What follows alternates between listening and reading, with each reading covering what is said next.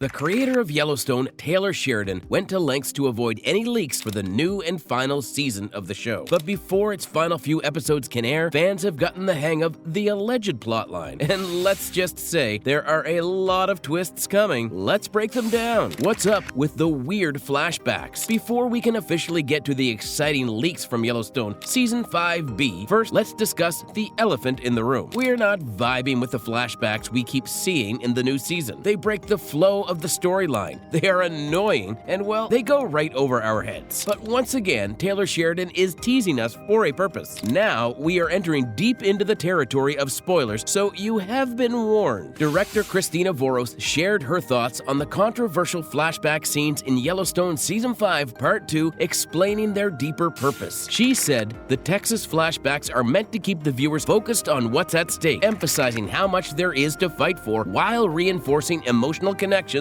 to the characters." Voros noted that the flashbacks remind viewers where their hearts lie, with the relationships brought to life by the cast's powerful performances. While some fans have expressed frustration feeling the flashbacks delay progress in solving the mystery of John Dutton's death, Voros believes that's intentional. According to her, the slower pace forces the audience to internalize the stakes as the story moves forward. She also highlighted the significance of the land within the series, joking that the landscape itself is essentially number one on the call sheet. Filming often revolves around unpredictable weather conditions like rain, snow, or smoke. Voros explained that these flashbacks also reflect how close the Duttons were to an idyllic life before everything unraveled. Even though Rip and Beth were apart, separated by several states as cattle were shipped to Texas, things were relatively stable. This calm is now being contrasted with the growing tension as the story pushes toward uncovering what truly happened to John. While viewers have some idea about John's fate, Voros hinted that the bigger question is what happens to everything else the Duttons hold dear. So, all in all, the flashbacks in the true Yellowstone manner are as important as they are ominous. Voros explained that the flashbacks in Yellowstone Season 5 Part 2 primarily serve as a powerful reminder of what's at stake as the Duttons turn against each other in their pursuit of personal gain. For a long time, the main tension revolved around the feud between Beth and Jamie, with Casey largely sidelined. Even after John's death, when Beth told Casey that their adopted brother was responsible, he refused to believe her. However, Yellowstone Season 5 Episode 10 marks a turning point. Casey now fully sides with Beth in seeking revenge against Jamie, intensifying the internal conflict among John's children. The flashbacks also highlight how John's death shifts the future for Beth and Rip. Their time in Texas during a short getaway hinted at a potential new chapter for the couple, with Beth talking about the possibility of starting a life outside Montana. For Rip, who had never left the state before, the experience seemed to open the door to new possibilities. But with John's passing, the duty of carrying on the Dutton legacy pulls them back to the ranch. As Jamie solidifies his role as the series' antagonist, Beth and Rip rise as its central figures, stepping into John's shoes both as characters and as key players in the show's narrative. This shift mirrors real-life changes in the show's cast dynamics, with Cole Hauser and Kelly Riley taking on a more prominent role as Yellowstone moves forward without Kevin Costner. Although reports suggest that the upcoming episodes will mark the end of Yellowstone, rumors persist about a potential Season 6 or even a sequel focusing on Beth and Rip. While losing the Dutton patriarch will undoubtedly leave a lasting impact on the series, Beth and Rip's compelling love story and individual arcs make them ideal to lead Yellowstone into its next chapter. Considering the show's immense popularity, ending it now might not be the wisest decision. Taylor Sheridan's best path forward may lie in continuing the Dutton saga with Beth, Rip, and Casey's family rounding out the ensemble. Not to mention, if the leaks on the internet are true, we might have a very exciting twist ahead in the upcoming episodes of Yellowstone. The infamous plot leak. According to a Reddit user living near one of Yellowstone's filming locations, the conclusion of Season 5 Part 2 is shaping up to be a dramatic showdown. While the hit modern western has returned for its final episodes, the buzz around its ending continues to grow, especially with some insider hints emerging from Missoula, Montana, a key filming spot for Seasons 4 and 5. This city, home to about 27,000 residents, has become a hub of speculation, particularly on its subreddit r/Missoula. On August 8, 2024, a Reddit user with the handle You Mysterious Goals claimed they had witnessed a major scene being filmed near their home, which is located next to the house used as Jamie Dutton's residence in the show. They detailed seeing Beth Dutton being wheeled out of Jamie's house on a stretcher after what appeared to be a brutal fight. The user speculated that Beth might have been shot during the confrontation, confrontation, noting that both Jamie and Rip Wheeler were also involved in the scene. According to this, another Redditor, You American Wanderlust, commented on the post backing up the claim. They mentioned speaking to people on set that same evening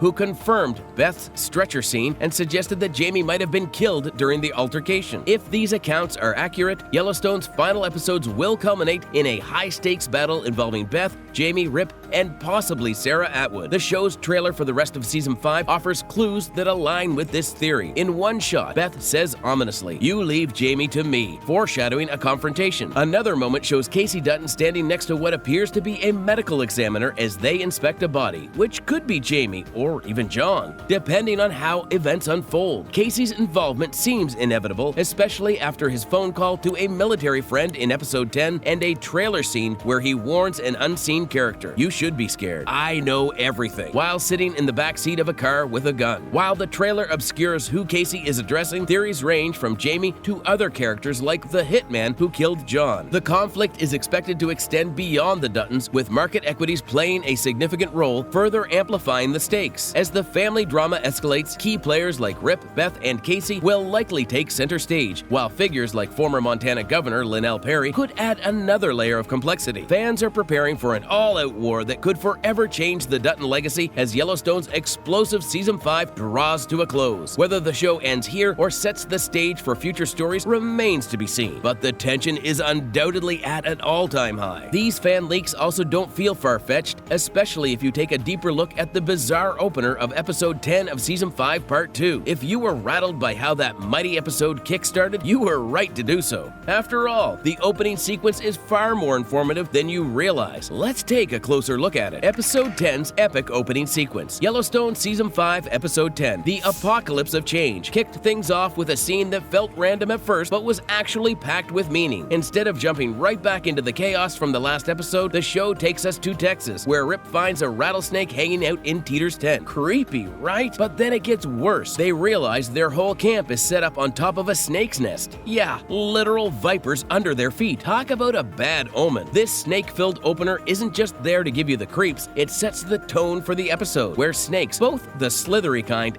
and the backstabbing human kind, are front and center. While Rip tells Teeter to keep her tent closed to keep the snakes out, Beth is out here calling Summer, who is John's ex, a viper, and gearing up for a showdown with Jamie over John's death. The message is clear. Danger is everywhere, and a lot of it is hitting way too close to home for the Duttons. The Dutton Ranch has always been a hotbed for drama. It's sitting on stolen indigenous land, which Chief Rainwater isn't about to forget, and greedy developers are circling like vultures, dreaming of turning it into a playground for the rich. Now, the biggest threat isn't even from outside, it's from Jamie. The guy is working with those same developers, plotting to tear apart his own family's legacy to make some quick cash. The snake nest from the opening scene, it's a not-so-subtle metaphor for the fact that the ranch's biggest danger is right under their noses. Rip's warning to Teeter about leaving the tent open, that's basically the Dutton situation in a nutshell. If they don't lock things down and protect their legacy, they're going to lose everything. Jamie's betting he can use legal potholes to undo John's land trust and take over the ranch, planning to sell it off for casinos and shopping centers. But here's the thing. Jamie's forgetting who he's dealing with. Beth's not just going to roll over and let him win. She's fierce, smart, and out for blood, especially after losing her dad. And now, Casey's in the mix too, bringing even more firepower to the fight. Jamie thinks Beth and Rip won't have the resources to take him down, but he's seriously underestimating them. Beth's grief has only made her more ruthless. Rip's loyalty is unshakable, and Casey? He's ready to step up and protect what's left of their family. If the three of them manage to save the ranch, they could end up being the ones to carry on John's legacy. And honestly, with rumors of a Yellowstone Season 6 swirling around, the idea of Beth, Rip, and Casey running the show feels like the perfect way to keep the story alive. Jamie better watch his back, because the Duttons aren't about to let him slither away with their family's future. Hopefully now you have understood the deeper meaning behind the bizarre opener, but as you can imagine, the season didn't fare well with the fans. Honestly, it felt a bit too much, but most importantly, it took away from the jolting news of John's death in the previous episode. episode. And well, it was bound to make the fans a little upset at Taylor Sheridan. Stop with the time jumps, Yellowstone. The opening scene of Yellowstone Season 5, Episode 10 might seem like a throwaway moment, but it's packed with symbolism. Instead of diving headfirst into the fallout of John's murder, we're whisked away to a seemingly unrelated sequence in Texas. Gator offers to cook the snakes Rip finds in Teeter's tent, while the crew laughs at what could have turned deadly. It's classic Yellowstone humor, but the timing, not great. Rather than picking up on the intense drama left hanging in the previous episode, The Apocalypse of Change, it takes its sweet time showing Beth dragging Rip off for a date and the couple chatting about their future. Episode 9 left us on the edge of our seats. Beth just told Casey she suspects Jamie of orchestrating John's death, while Jamie had a meltdown confronting Sarah about putting a hit on his father. These were high-stakes moments that demanded immediate follow-up. Instead, the show gives us a half-hour flashback